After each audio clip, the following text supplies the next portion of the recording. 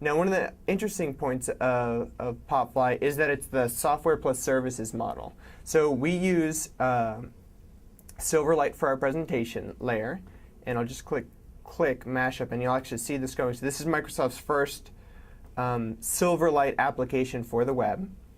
And we use services. So you'll see services both from Microsoft and from the community. So we have services from Dig, from Facebook, from Flickr, from Twitter, as well as Microsoft properties like Windows Live Spaces, Windows Live Search, and so forth. And we really want to combine those two in a software plus services and make it so that you can easily use those services without having to write code.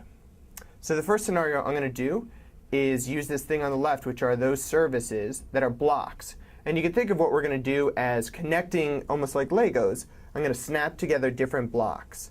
So the first one I'm going to do is if I just do a search for types of blocks for photos, you'll see a list of photos. And what I'm going to do is just drag and drop Flickr onto the designer.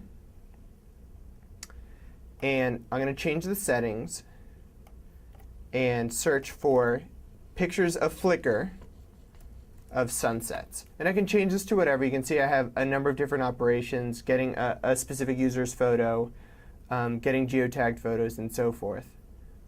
Now I have these photos of sunsets, and now what I want to do is actually connect them up to something else so I can actually see the photos. So what I'm going to do is connect Flickr to photo tiles. And photo tiles is a Silverlight plus JavaScript block. And I click preview, and underneath the covers what it's actually going is searching Flickr for sunset photos and dynamically pulling them directly into Silverlight.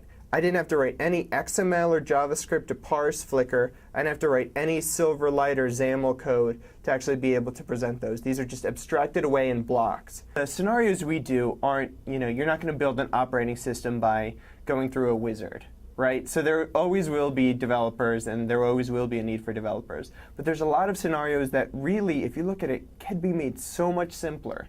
So those are the scenarios that we want to look at and make it so that anybody can create that stuff.